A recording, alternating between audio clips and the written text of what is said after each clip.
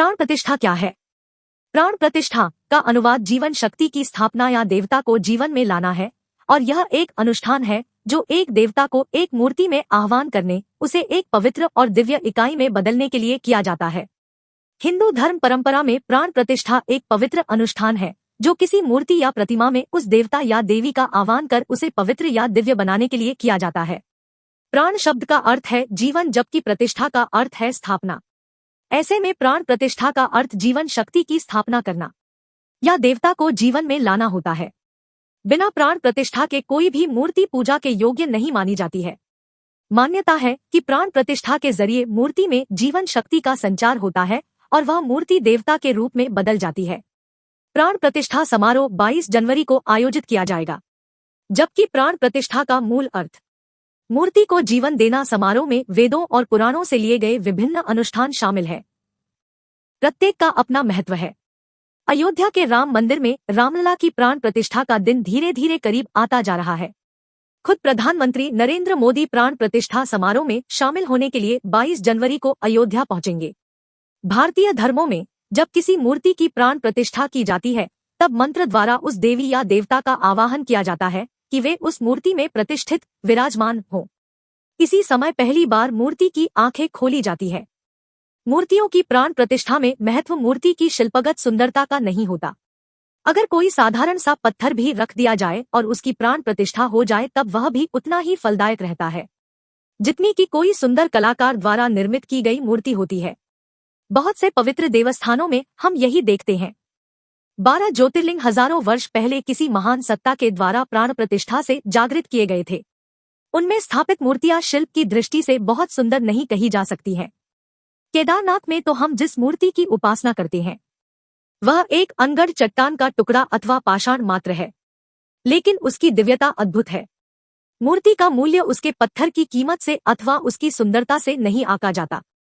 यह इस बात पर निर्भर करता है कि उस स्थान विशेष की परिधि में पहुंचते ही साधक को दिव्यता का अनुभव होने लगता है तथा ईश्वर के साथ उसका संपर्क तत्काल जुड़ने लगता है।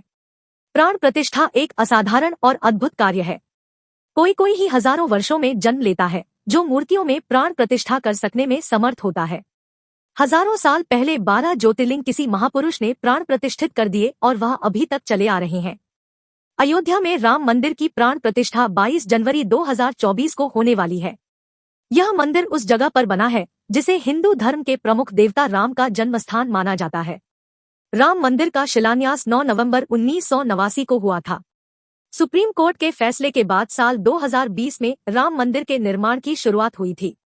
राम मंदिर में कुल 46 दरवाजे लगेंगे, जिनमें से 42 पर 100 किलोग्राम सोने की परत चढ़ाई जाएगी। गर्भगृह में सिर्फ एक दरवाजा होगा, जिसके चौखट के ऊपर भगवान विष्णु की शयन मुद्रा में चित्र को उकेरा गया है। प्राण प्रतिष्ठा क्यों की जाती है? बिना प्राण प्रतिष्ठा की मूर्ति की पूजा अधूरी मानी जाती है। किसी भी मूर्ति के स्थापना के समय उस प्रतिमा को जीवित करने की विधि को प्राण प्रतिष्ठा कहते हैं। मान्यता है कि प्राण प्रतिष्ठा के जरिए ही मूर्ति में जीवन का संचार किया जाता है और वह मूर्ति देवता के रूप में बदल जाते हैं। हिंदू धर्म में प्राण प्रतिष्ठा एक महत्वपूर्ण अनुष्ठान है। प्राण प्रतिष्ठा के जरिए मूर्ति में जीवन शक्ति का संचार करके उसे देवता के रूप में बदला जाता है। इसके बाद वो पूजा और भक्ति के योग्य बन जाती है। प्राण प्रतिष्ठा के बाद मूर्ति रूप में उपस्थित देवी देवता की विधि विधान से पूजा, धार्मिक अनुष्ठान और मंत्रों का जाप किया जाता है। पंचरात्र आगम शास्त्रों के अनुसार वैदिक अनुष्ठानों और मंत्रों का जाप करके मूर्ति में भगवान का आह्वान करने का एक अनुष्ठान है। शोभायात्रा के बाद जब मूर्ति मंडप में वापस आ जाती है तो प्राण प्रतिष्ठा के अनुष्ठान शुरू होते हैं। मूर्ति को एक रात के लिए पानी में रखा जाता है। इसे जलाधिवास कहा जाता है। फिर इसे अनाज में दबाकर रखा जाता है, जिसे धन्यधिवास कहा जाता है। प्राण प्रतिष्ठा के लिए मूर्ति तैयार करने के लिए कई अधिवास आयोजित किए जाते हैं, जिसमें मूर्ति को विभिन्न सामग्रियों में डुबोया जाता है। एक रात के लिए मूर्ति को पानी में रखा जाता है, जिसे जलाधिवास कहा जाता है। फिर इसे अनाज में ढककर रखा जाता है, जिसे धन्यधिवास कहा जाता है। यह प्रक्रिया मूर्ति के पीछे से की जाती है, क्योंकि ऐसा माना जाता है कि भगवान की आंखें खुलते ही अगर कोई उनकी ओर देखता है तो उसे नुकसान हो सकता है, क्योंकि उनकी चमक बहुत तेज होती है। अंजन लगाने के बाद मूर्ति की आंखें खुल जाती है।